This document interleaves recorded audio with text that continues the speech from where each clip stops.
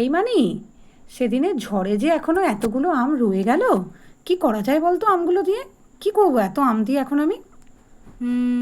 চলো আমসত্ত্ব বানাই। আম সত্ত্ব পারবো? হ্যাঁ হ্যাঁ, সব পারবো, চলো চেষ্টা তো করি। আচ্ছা চল তাহলে। প্রথমে আমগুলোকে ভালো করে ধুয়ে কেটে নেব। এইবার চোকলাগুলোকে ছাড়িয়ে নিই। ছাড়িয়ে নিয়ে এবার আঁঠিগুলো থেকে রসগুলোকে বের করে নেব। এইবার একটা মিহি পেস্ট বানিয়ে নেব।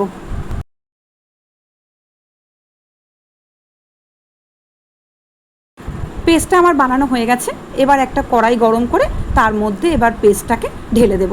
এবার এর মধ্যে দিয়ে দেব চিনি, পরিমাণ মতো চিনি দিয়ে দিলাম, সামান্য একটু বিট লবণ দিয়ে দিলাম, আর দিয়ে দেব 1 চামচ ভিনিগার।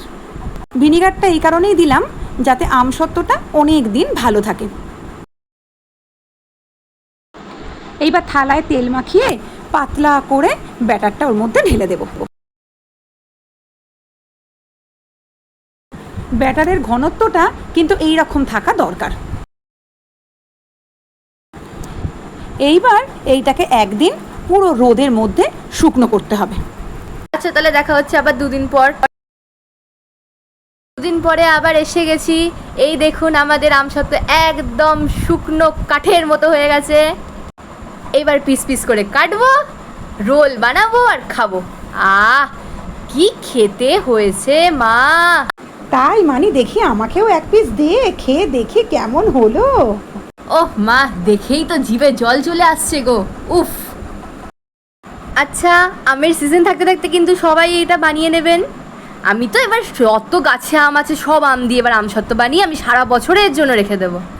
আচ্ছা, আজকের মতো ভিডিও এখানেই শেষ। আবার খুব তাড়াতাড়ি দেখা হবে নেক্সট ভিডিওতে। ততদিনে টাটা। সবাই ভালো থাকবেন, সুস্থ থাকবেন। সবাইকে অনেক অনেক ভালোবাসা, আর আমার চ্যানেলটাকে সাবস্ক্রাইব করে দেবেন।